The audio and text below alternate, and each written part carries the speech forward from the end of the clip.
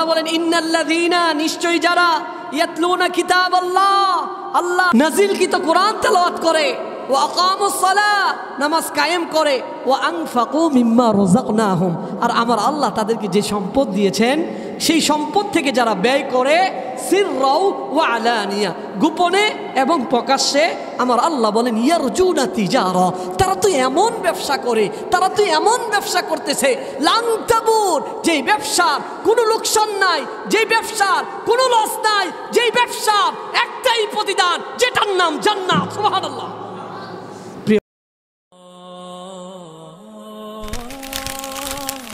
আইসিল media, সত্য ও দিন প্রচারের লক্ষ্যে। সম্মানিত মুসল্লিয়ানি কেরাম, মুরব্বিয়ানে আযম, পর্দার অন্তরালে শ্রবণরতা আমার শ্রদ্ধেয়া পর্দানিশীন মা ও বোনেরা, আসুন আমরা সর্বপ্রথম ওই মহামনিবের দরবারে শুকরিয়া আদায় করছি, কৃতজ্ঞতা আদায় করছি যে আল্লাহ সুবহানাহু ওয়া তাআলা অত্যন্ত দয়া করে, মায়া করে, মেহেরবানি করে রমাদান মাসের একটি জুমাবারে 20তম রমাদানে জুমার নামাজ আদায় করার উদ্দেশ্যে মসজিদে আসার এবং বসার মতো তৌফিক দিলেন। এজন্য সকল অন্তরস্থল থেকে বলি আলহামদুলিল্লাহ।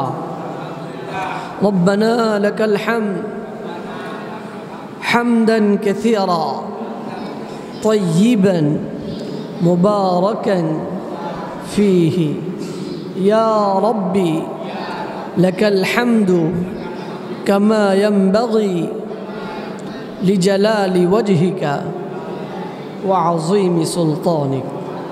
আমরা শুকরিয়া আদায় করলাম কার? শুকরিয়া আদায় করব কার? জীবনের সর্বশেষ মুহূর্ত পর্যন্ত মহান রবের কৃতজ্ঞতা শুকরিয়া আদায় করার তৌফিক দান করুক। সকলে বলেন আমিন। প্রিয় ভাইরা, আজকে আমরা খুবই গুরুত্বপূর্ণ একটি বিষয় নিয়ে আলোকপাত করব। বিষয়টির শিরোনাম হলো রমাদানের শেষ দশকে আমাদের করণীয়। প্রিয় ভাইরা, রমাদানের শেষ দশকটা পুরো রমাদান মাসের মধ্যে সবচাইতে গুরুত্বপূর্ণ একটি দশক। যেই 10টা দিন এত বেশি গুরুত্বপূর্ণ যে আল্লাহ সুবহানাহু ওয়া তাআলা এই 10 দিনের ভিতরে আল্লাহ সুবহানাহু ওয়া তাআলা লাইলাতুল কদর, পুরো তো রমাদান মাস যে জন্য আমার আল্লাহ সম্মানিত করেছেন, সেই কদর এই 10 দিনের মধ্যে আছে না নাই? তাহলে এই 10 দিনের মধ্যে এমন একটি রাত আছে যেই রাতটাকে আমরা লাইলাতুল কদর বলি, যেই রাতটাকে আমরা কি বলি? আবার এই লাইলাতুল কদর হলো এমন রাত যে রাতে আমার আল্লাহ তাম বিশ্ববাসীকে পথ প্রদর্শন করে জান্নাত পর্যন্ত পৌঁছিয়ে দেওয়ার জন্য আমার আল্লাহ 30 পারা কোরআন নাজিল করেছেন। সুবহানাল্লাহ। প্রিয় ভাইয়েরা, তাহলে কোরআন নাজিলের রাত এই 10 দিনের ভিতরে আছে না নাই? আবার এই 10 রাত হলো এমন রাত, এই রাতের মধ্যে আমার আল্লাহ এমন একটি রাত কদর নামক রেখেছেন, যেই রাতটা আল্লাহ সুবহানাহু ওয়া তাআলা 1000 মাসের চাইতেও আরও বেশি উত্তম করেছেন। সুবহানাল্লাহ। প্রিয় ভাইয়েরা, আবার এই 10 রাত্রির মধ্যে শান্তির রজনী আছে না নাই?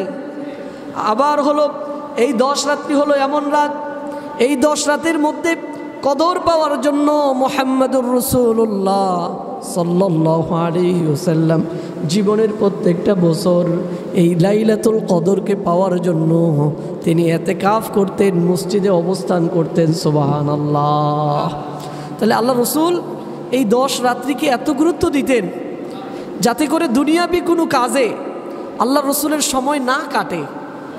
স্ত্রীদেরকে ছেড়ে, পরিবার ছেড়ে, সমস্ত কার্যক্রম ছেড়ে দিয়ে আল্লাহ রসুল আল্লাহকে পাওয়ার জন্য, বিশেষ করে আল্লাহর ইবাদত করার জন্য মুহাম্মদুর রাসূলুল্লাহ সাল্লাল্লাহু আলাইহি ওয়াসাল্লাম এই 10 দিন তিনি মসজিদে ইতিকাফ করতেন। সুবহানাল্লাহ।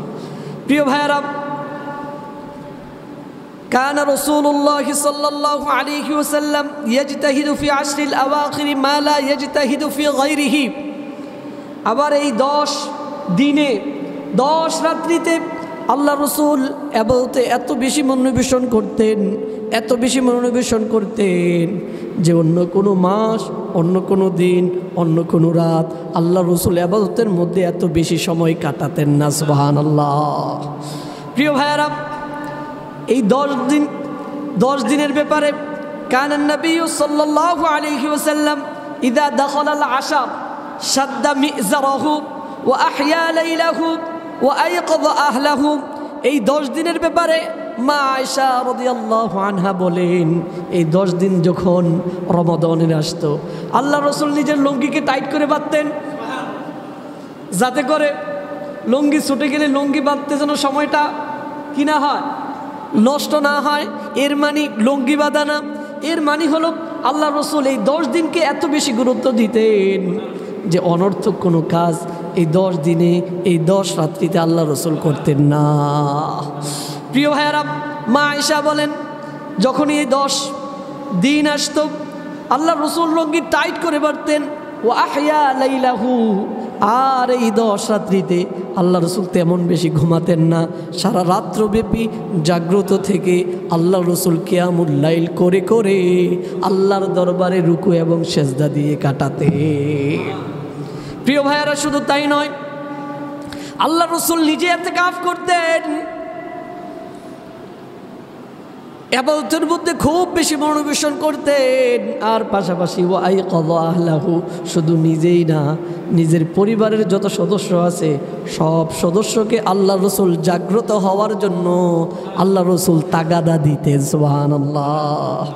তিনি নিজেও ইবাদত করতেন এবং পরিবার পরিজনের যে লোকরা আছে তাদেরকে জাগিয়ে তুলতেন, ওঠো, রমাদানের শেষ দশক চলছে, ঘুমানোর সময় নাই।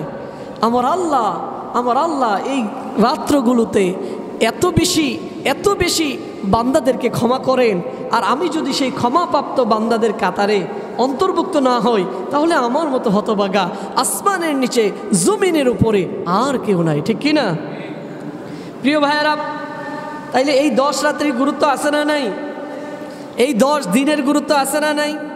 তাহলে এই 10 দিনের এত বেশি গুরুত্ব, আল্লাহ রসুল নিজে এই 10 দিনকে মিস না করার জন্য মসজিদে অবস্থান করতেন, ইতিকাফ করতেন।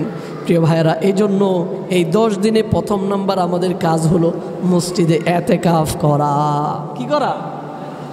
ইতিকাফ করা। প্রিয় ভাইয়েরা, ইতিকাফ এর ব্যাপারে আয়েশা রাদিয়াল্লাহু আনহা বলেন, আন্না নবী সাল্লাল্লাহু আলাইহি ওয়াসাল্লাম কানা ইয়াতাকিফু 10 আল-আওয়াখির মিন রমাদান হাত্তা তাওফাহু আল্লাহ থুম্মা ইতাকাফা আজওয়াজাহু মিন বাদিহি।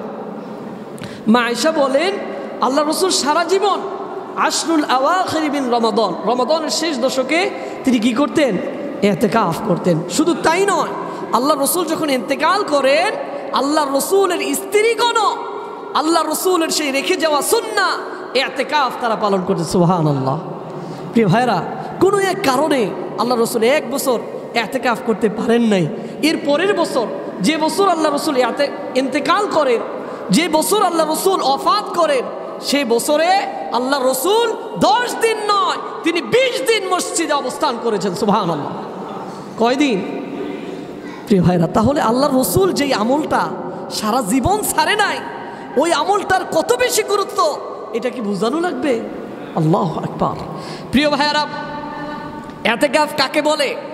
ইতিকাফ একটা আরবি শব্দ, যার আবিধানিক অর্থ হলো নিজেকে কন্ট্রোল করা, নিজেকে থামানো, নিজেকে আবদ্ধ করা।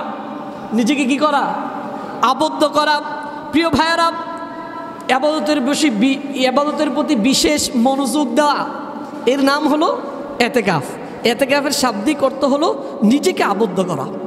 যে মৃত্যুর আগে দুনিয়া একবার ছেড়ে দেখি না, একদিন আমি থাকবো না, আমার দোকান চলবে, আমার বাড়িঘর চলবে, বাজার করা বাকি থাকবে না, আমার ছেলেমেয়েরা আমার বাজার করার জন্য অপেক্ষা করবে না, এই মানুষগুলো সংসার ঠিকভাবে সঠিকভাবে চলতে থাকবে, ঠিক কিনা বলেন? কিন্তু থাকবো না কে? আমি। থাকবেন না আপনি। আপনি মনে করবেন না আপনি ছাড়া সংসার চলবে না। না, আপনি ছাড়া আপনার সংসারটা আপনার চাইতে আরো বেশি ভালো চলবে, ঠিক কিনা বলেন? আপনি চলে গেলেও আপনার চাইতে আলো ভালো খাবার তারা খাবে, ভালোভাবে যারা চলবে।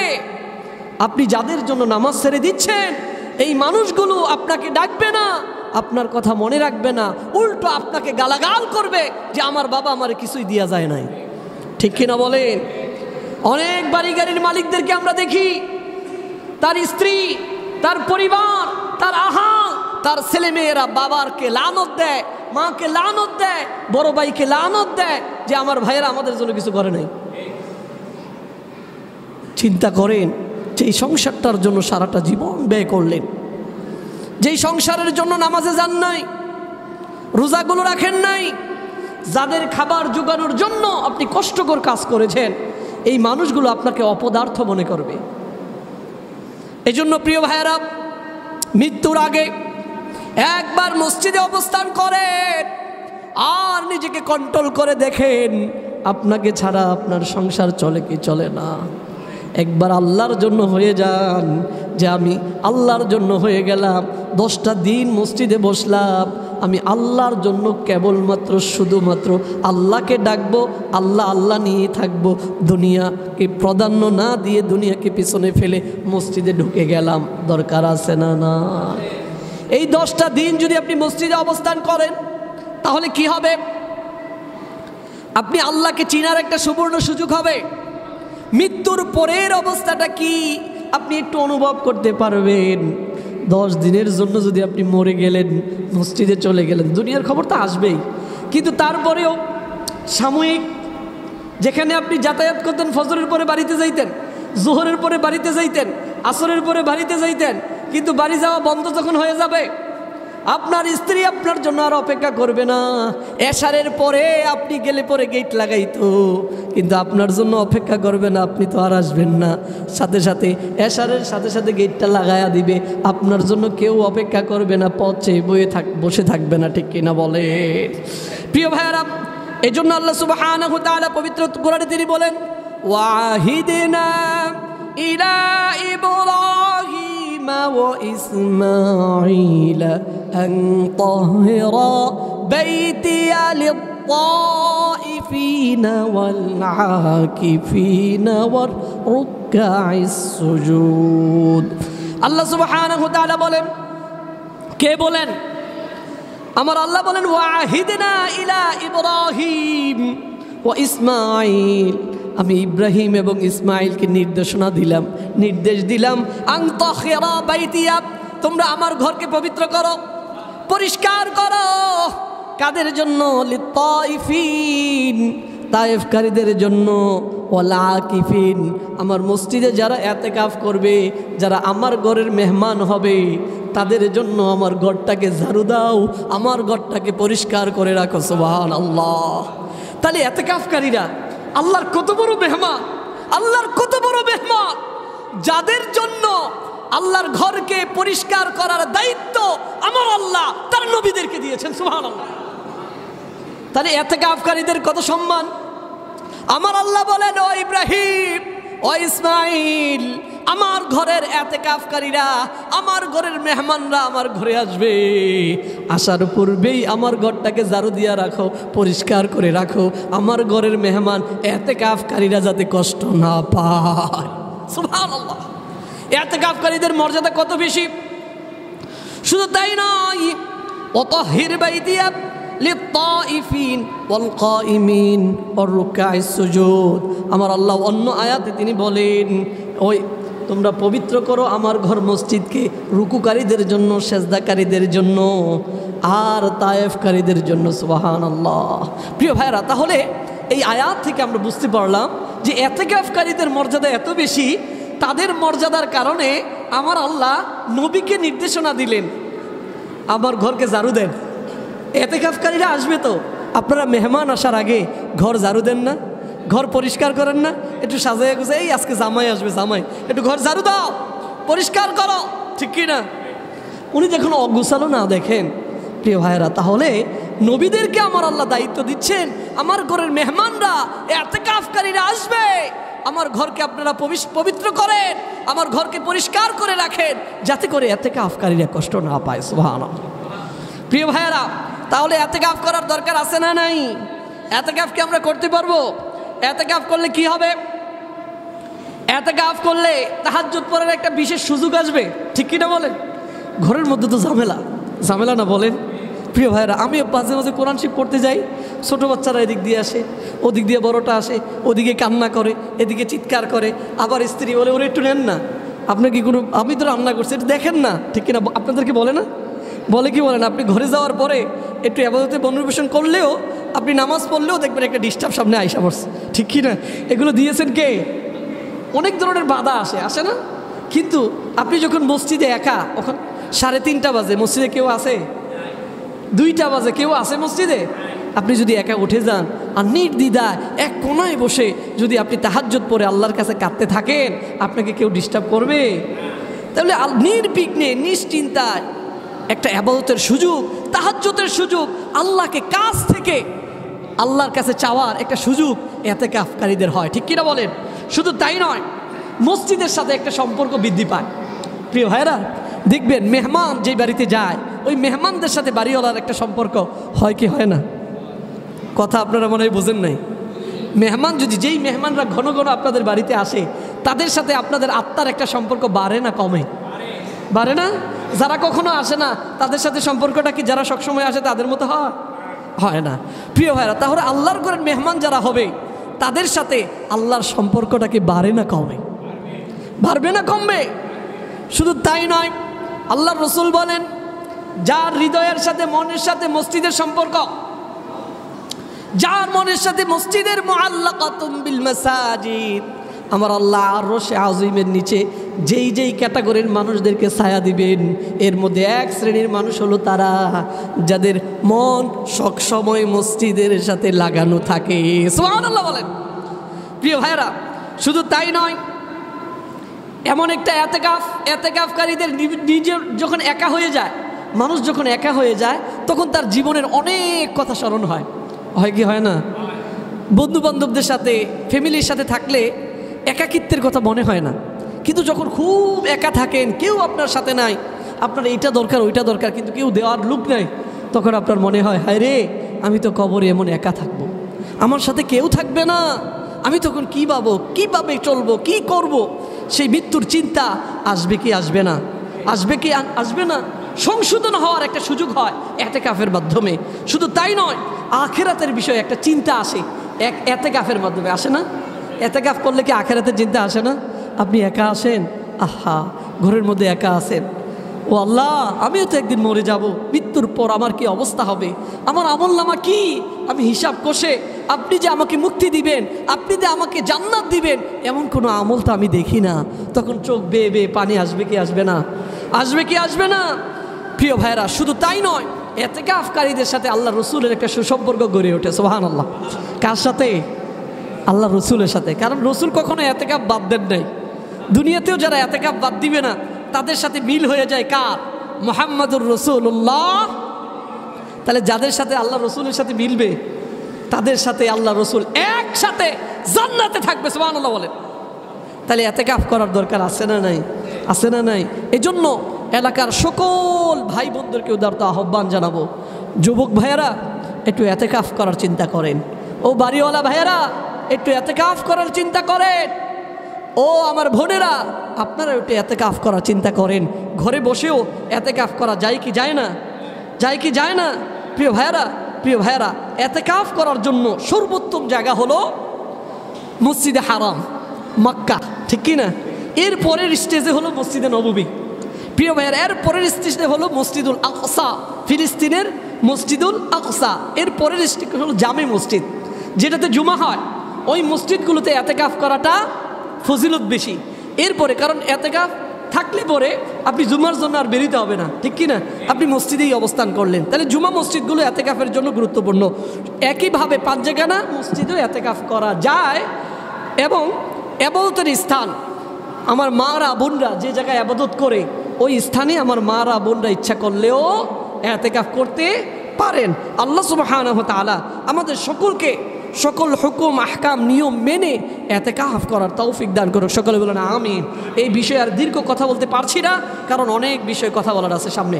প্রিয় ভাইরা, 2 নম্বর আমরা আলোচনা করছিলাম রমাদানের শেষ দশকে করণীয়। এক নম্বরে কি পাইলাম? কথা বলে না। এক নম্বরে কি পাইলাম? ইতিকাফ করা। 2 নম্বরে তাহাররি লাইলাতুল কদর, লাইলাতুল কদরকে অন্বেষণ করা। প্রিয় ভাইয়ারা, আল্লাহ রাসূল সাল্লাল্লাহু আলাইহি ওয়াসাল্লাম ইতিকাফ করার প্রধানতম উদ্দেশ্য হলো লাইলাতুল কদর পাওয়া। কি পাওয়া? লাইলাতুল কদর পাওয়া। আল্লাহ রাসূল কোন দিন লাইলাতুল কদর, এটা নিয়ে আল্লাহ রাসূল সন্দেহে ছিলেন। কোন সময়? আল্লাহ রাসূল নিজেও স্পষ্টভাবে তার উম্মতদেরকে জানিয়ে দেন নাই, ঠিক কিনা বলেন? আল্লাহ রাসূল এই জন্য বলেন তাহাররু লাইলাতুল কদরি ফিল আশরিল আওয়াখির মিন রমাদান। ও আমার উম্মতেরা, রমাদানের শেষ দশকে তোমরা লাইলাতুল কদরকে অন্বেষণ করো। সুবহানাল্লাহ বলেন। তাহলে লাইলাতুল কদরকে আল্লাহ রাসূল 10 দিন ব্যাপী করে দিলেন, ঠিক কিনা?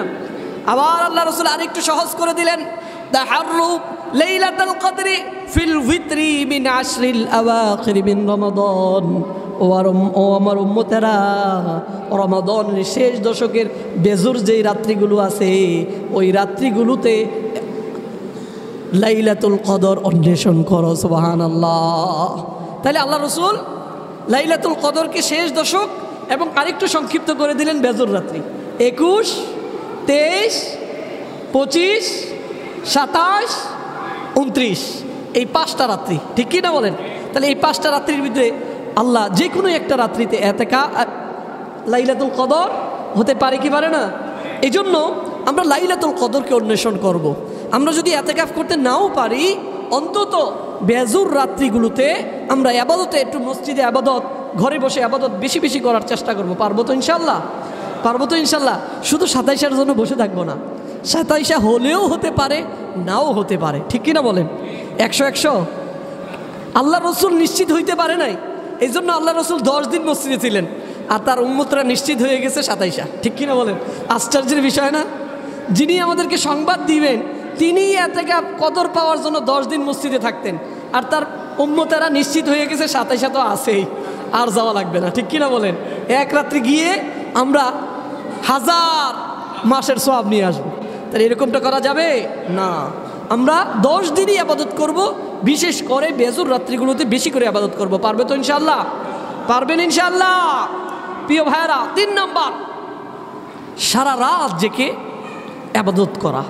এই 10 রাত্রি কিয়ামুল লাইল করা। কানা রাসূলুল্লাহ সাল্লাল্লাহু আলাইহি ওয়াসাল্লাম ইয়াজতাহিদু ফি আশরিল আওয়াখিরি মা লা ইয়াজতাহিদু ফি গায়রিহি। আল্লাহ রাসূল শেষ দশকে এত বেশি ইবাদত করতেন, এই 10 দিনের বাহিরে মা আয়েশা বলেন আল্লাহ রাসূলকে ইবাদতে এত বেশি পরিশ্রম করতে আমরা দেখি নাই। সুবহানাল্লাহ। তাহলে এই 10 রাত্রিতে ইবাদত করার দরকার আছে না নাই? কিয়ামুল লাইল করার দরকার আছে না নাই? এই 10 রাত্রিতে অন্তত 2 ঘন্টা করে সময় আল্লাহর জন্য নির্ধারিত করেন, যে আমি 2টা থেকে 3টা অথবা 1টা থেকে 3টা, এই 2 ঘন্টা সময় আমি আল্লাহর জন্য রাখলাম। এই 2 ঘন্টা সময় কার জন্য রাখলাম? আল্লাহর জন্য রাখলাম। এই রমাদানের শেষ দশকের প্রত্যেকটা রাত্রিতে, অন্য অন্য দিন আমরা যেমন 2টায় উঠি, 2:30টায় উঠি, 3টায় উঠি না, রমাদানের শেষ দশকে একটু আগে ঘুমিয়ে গিয়ে আমি 1টায় উঠে যাব। 1টায় যদি উঠে যায়, 1টা থেকে 2টা, 2টা থেকে 3টা, অন্তত এই 2 ঘন্টা মনোযোগ দিয়ে আমি ঘরে বসেও আমি একটু আল্লাহর কাছে ডাকবো, আমি কিয়ামুল লাইল করব, রাত্রে দাঁড়ায়া দাঁড়ায়া ইবাদত করব, রুকুতে কাটাবো, সিজদাতে কাটাবো, আল্লাহর কাছে একটু চাইবো। পারবো তো ইনশাআল্লাহ? পারবো তো ইনশাআল্লাহ? প্রিয় ভাইরা, 3 নাম্বার রাত জেগে ইবাদত করা। 4 নাম্বার ইকাদু আহলি লিল ইবাদা। আপনার পরিবারের সদস্যদেরকে ইবাদতের জন্য জাগিয়ে তোলা। প্রিয় ভাইরা, আপনি বলেন আমার ঘরে রমাদানের শেষ দশকে অন্তত 1 ঘন্টা আমার বাজার করা খাবার যারা খাবেন তারা অন্তত 1 ঘন্টা ইবাদত করে কাটানো লাগবে। একটা নির্দেশনা জারি করেন, জাগিয়ে দেন তাদেরকে, যে উঠো উঠো, অনেক তো ঘুমাইছো, ঘুমানোর সময় অনেক আছে, আসো আমরা স্বামী স্ত্রী মিলে আল্লাহর দরবারে একটু কাঁদি, একটু রুকু দেই, একটু সেজদা দেই। আমি তো মসজিদে গিয়ে নামাজ আদায় করি, তুমি তো করতে পারো না, আসো আমরা দুইজন মিলে আজকে আমাদের ছেলেদের মেয়েদেরকে নিয়ে একটু জামাতে নামাজ আদায় করি। পারবো তো ইনশাল্লাহ? পারবো ইনশাল্লাহ। তাহলে স্ত্রীদেরকে নিয়ে একটু দোয়ায় হাত তুলবেন। দোয়া করতে হুজুরের প্রয়োজন হয় না। বাংলাতে দোয়া করলে আল্লাহ মনে হয় বুঝে না, বাংলা একটু কম বুঝেন, আরবি একটু বেশি বুঝেন, এমন নাকি? আল্লাহ বাংলা যেমন বুঝেন, আরবিও তেমন বুঝেন, হিন্দিও তেমন বুঝেন, ফার্সিও তেমন বুঝেন, আবার চাইনিজ মনে হয় কম বুঝেন। সব ভাষাই আল্লাহ বুঝেন কিনা? তাহলে আপনি যে ভাষাতেই ডাকবেন শুনবেন কে? কারণ ভাষার সৃষ্টিকর্তা কে? এই জন্য আল্লাহর প্রশংসা করবেন। দোয়ার ক্ষেত্রে আপনি প্রথম করবেন আল্লাহর প্রশংসা, তারপরে করবেন নবীর দুরুদ, মাঝখানে আপনার যা চাওয়ার সব চাইবেন, এরপরে আল্লাহর প্রশংসা, এরপরে নবীর দুরুদ দিয়ে শেষ করে দিবেন। মাঝখানে যা চাইছেন কবুল করে নেবেন কে? প্রিয় ভাইরা, তাহলে পরিবারের সদস্যদেরকে রমাদানের শেষ দশকে আমরা জাগিয়ে তুলতে পারবো তো ইনশাল্লাহ? পারবো ইনশাল্লাহ।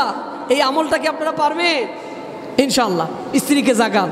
কত জিনিসের জন্য ভাত রান্না না হইলে গালাগাল দেন, মিজাজ খারাপ করেন, ধমক দেন, কিন্তু নামাজ পড়ে নাই কয়দিন ধমক দিছেন, তাহাজ্জুদ পড়ে নাই কয়দিন ধমক দিছেন। প্রিয় ভাইরা, বড় আফসোসের বিষয়, নামাজের বিষয় মাথা না, কিন্তু খাবার একবার না হইলে মাথা গরম। এমন পাবলিকও এখানে বসা আছে না নাই? আছে না নাই? প্রিয় ভাইরা, খাবারের চাইতে আরো বেশি গুরুত্বপূর্ণ হলো সালাত। আমার স্ত্রী যদি সালাত আদায় না করে, এই স্ত্রীর করা কোনো রান্না করা খাবার আমি খেতে পারি না। ঠিক কিনা বলেন? বলে দেন, তোমার নামাজ নাই, তোমার হাতের কোনো রান্না আমি নামাজির পেটে ঢুকবে না। ঠিক কিনা বলেন? প্রিয় ভাইরা, প্রিয় ভাইরা, তাহলে রমাদানের শেষ দশকে আমরা পরিবারের সদস্যদেরকে আমরা জাগিয়ে তুলব। শুধু তাই নয়, 5 নাম্বার, আমরা আজকে থেকে কোমর বেঁধে আল্লাহ রসুলের মতো আমরা ইবাদতে আত্মনিয়োগ করব। এই 10 দিন আমরা কোমর বেঁধে ইবাদত করার জন্য নেমে যাব। পারবো তো ইনশাআল্লাহ? মানে আজকের ভিতরে যত ধরনের কাজ আছে সেরে নেন। বড় আফসোসের বিষয় প্রিয় ভাইরা, বড় আশ্চর্য লাগে চট্টগ্রামের জন্য যে এরা 19 রমাদান 15 রমজানে খতম শেষ, এরপরে আর তারাবি নেই। অনেক মানুষরা মনে করে খতম শেষ মানে তারাবি শেষ। আছে না নাই? খতম শেষের পরে যেতে 19 রমাদানে 20 রমাদানে শেষ হয়েছে, এরপরে গুরুত্বপূর্ণ যে রাত্রিগুলো, এই রাত্রিগুলোতে কেমন লাইলও করে না, তারাবিও ঠিকভাবে পড়ে না। ওই রাত্রি, গুরুত্বপূর্ণ রাত্রিগুলোতে শপিং মলে কাটায়। আছে না নাই? একদিন যায় স্ত্রীর জন্য বাজার, আরেকদিন মেয়ের জন্য, ছেলের জন্য করতে করতে এই 10 দিন শেষ। ঠিক কিনা? অথচ যা বাজার করার আগেই করে নেন, কিন্তু এই শেষ দশকে কোনো বাজার ঘাট চলবে না। ঠিক কিনা? বিশেষ করে রাত্রি নিশীথে কোনো বাজার ঘাটে আমার মা বোনরা যেন না যায়। বড় আশ্চর্যের বিষয়, চট্টগ্রামে বিশেষ করে মার্কেটে শেষ দশকেতে ঢুকা বড় মুশকিল। ঠিক কিনা বলেন? বিশেষ করে নারীরা। আছে না নাই? আছে না নাই? মা বোনদেরকে আপনাদের কেন এত মার্কেটে যাওয়ার প্রয়োজন পড়বে? আপনার স্বামীর পছন্দটা কি আপনার পছন্দ লাগে না? আপনার স্বামীর পছন্দটা আপনার কাছে পছন্দ লাগে না? আপনি বলেন, স্বামী আপনি আদর করে, পছন্দ করে আমার জন্য যেই পোশাকটা আনবেন, এর চাইতে ভালো পোশাক আর কি হতে পারে? ঠিক কিনা বলেন? আপনার স্বামীর পছন্দকে প্রাধান্য দেন। ও মা, সিরা কাপড় পরেও আল্লাহ রসুলের অনেক সাহাবীরা দিন কাটাইছেন না?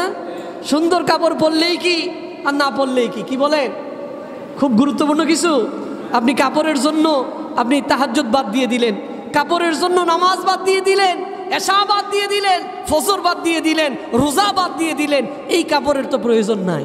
ঠিক কিনা বলেন? প্রিয় ভাইরা, এই জন্য কোমর বেঁধে আমরা আত্মনিয়োগ করব। যা বাজার ঘাট আগে করব, নাইলে পরে করব। এই 10 রাত্রিতে বাজার ঘাট চলবে না, আমি একটু ইবাদত করব। ঠিক আছে ইনশাল্লাহ? প্রিয় ভাইরা, শুধু তাই নয়, 6 নাম্বার, এই 10 দিনে বিশেষ একটি ইবাদত হলো কোরআন তেলাওয়াত করা, তিলাওয়াতুল কোরআন।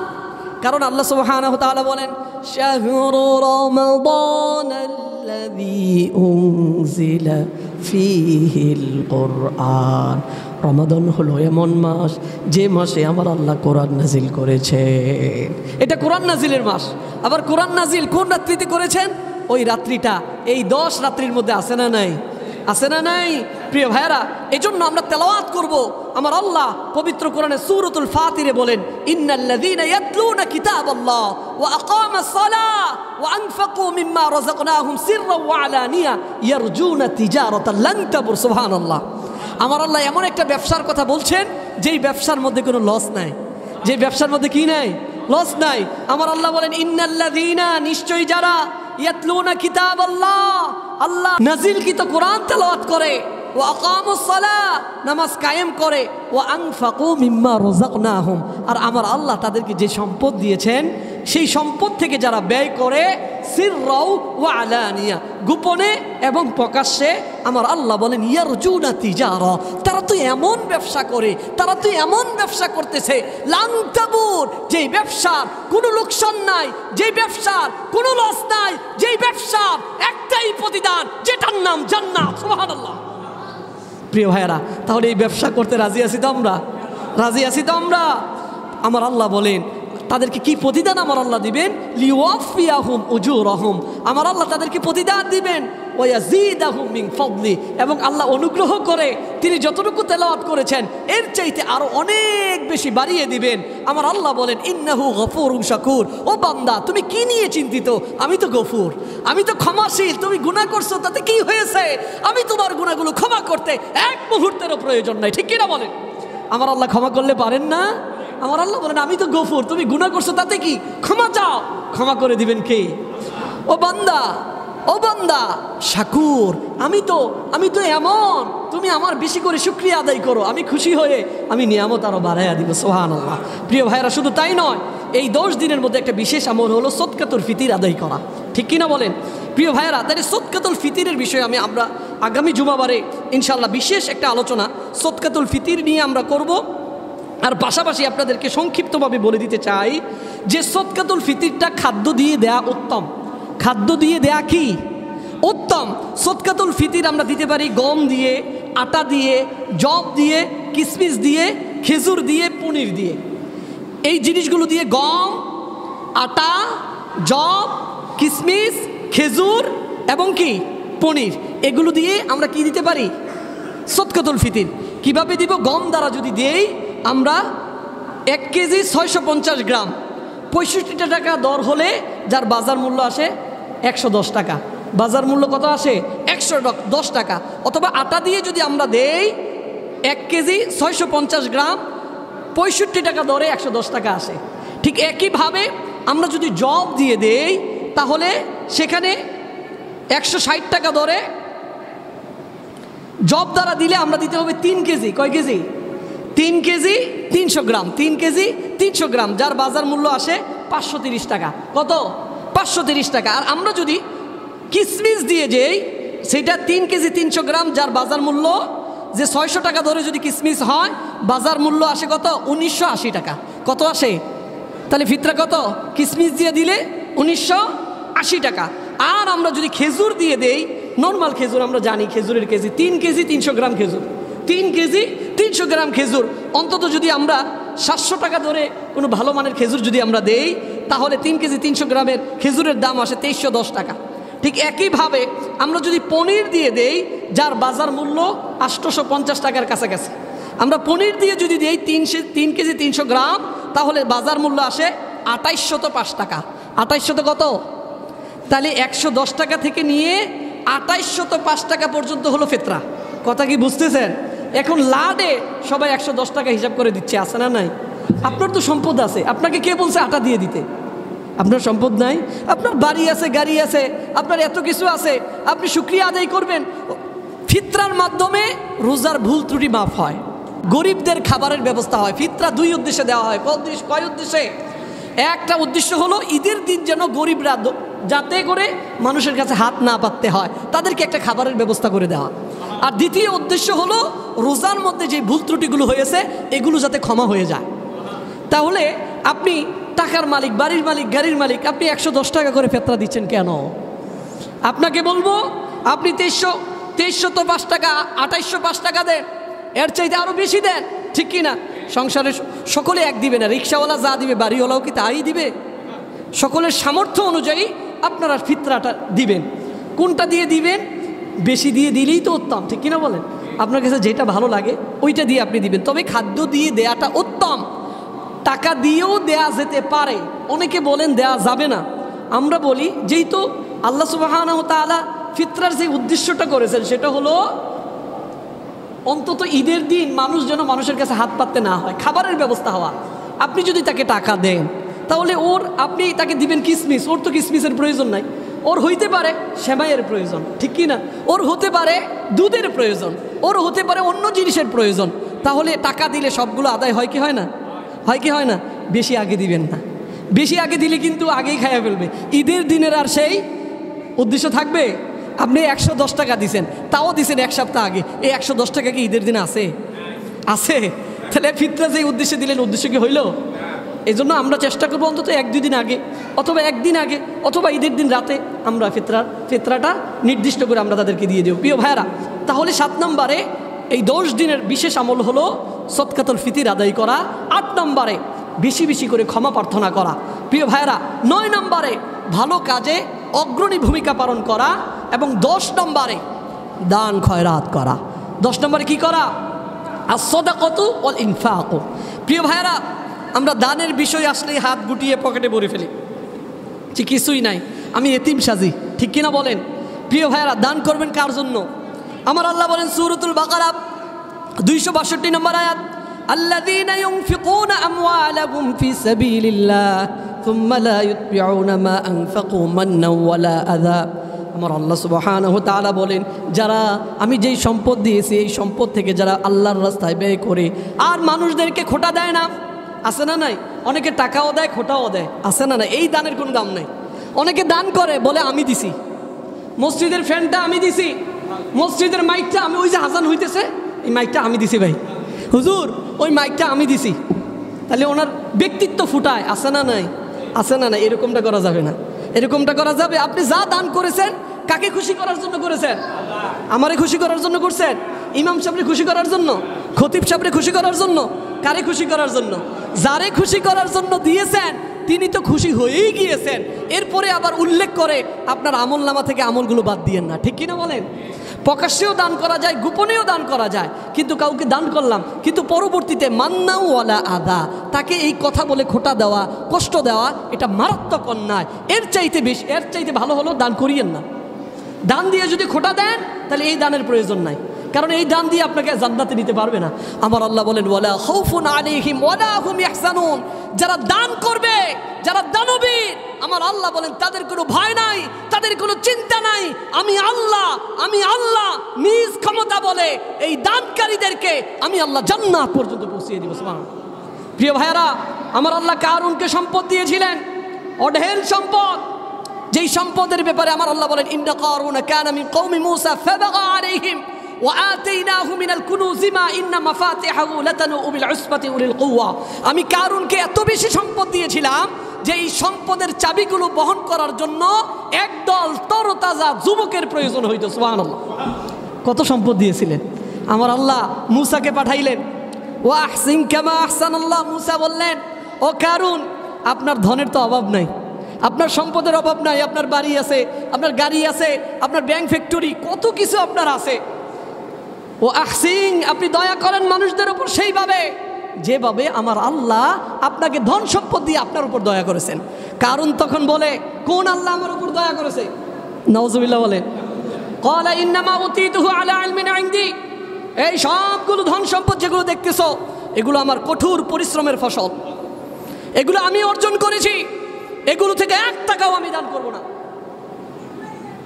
মোল্লা আইছে মসজিদে জুমা পড়াইতে, এমন লেকচার দিতেছে যেমন সব টাকা মনে হয় দিয়ে দিব, মনে হয় টাকা ওনার বাবার। এমন পাবলিকও কিছু এখানে বসা আছে না নাই? বাড়িওয়ালা চাইলে দিতে চায় না, আর বলে হুজুর কি বলেন এগুলো, আপনি জানেন এই বাড়ি করতে কত কষ্ট হয়েছে আমার, এই গাড়ি কিনতে কত কষ্ট হয়েছে আমার, সব আল্লাহ দিছে। মানে কথাটা কারুনের মতোই, কিন্তু আপনি কথাটা একটু ভিন্নভাবে বলতেছেন আর কি। আপনার কথাটার মধ্যে একটু কি আছে, অন্যভাবে বলতেছেন, কিন্তু কথাটা কিন্তু কারুনের মতোই, ঠিক কি না?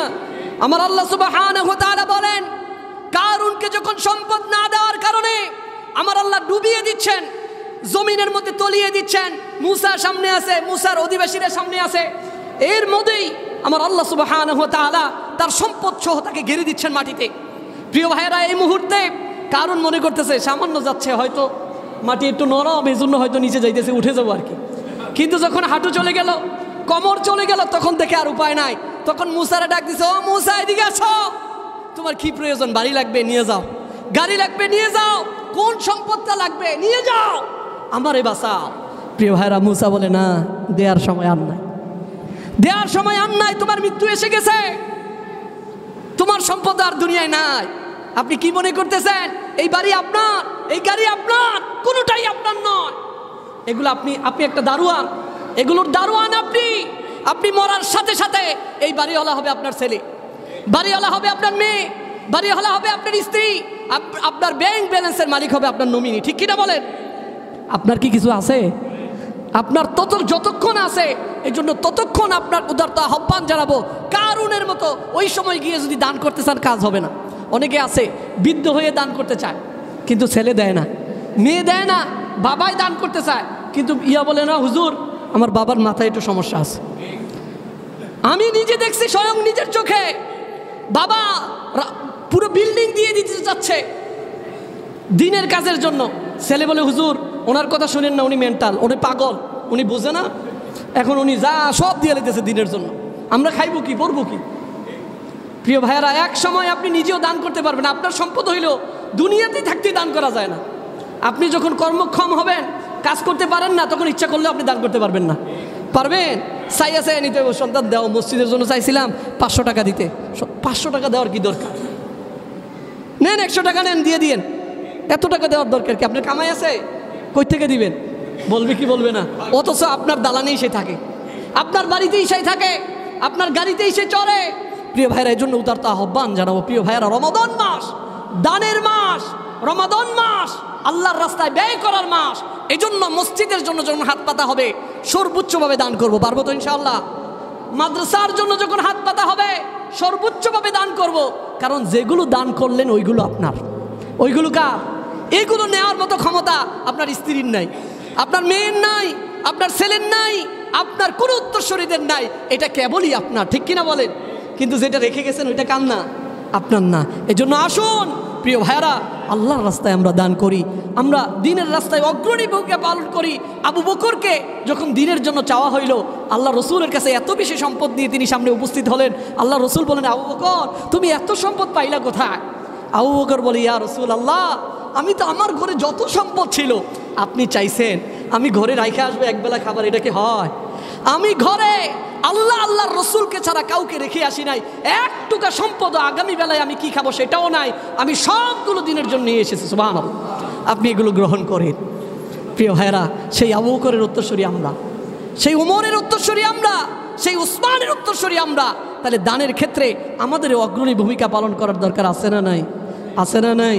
প্রিয় ভাইয়েরা, আসুন রমাদান মাসের এই গুরুত্বপূর্ণ 10টি আমল যেগুলো আমি বললাম, সবগুলো আমল করার তৌফিক আল্লাহ আমাদেরকে দান করুক। সকলে বলেন আমিন। আইসিল মিডিয়া, সত্য ও দিন প্রচারের লক্ষ্যে।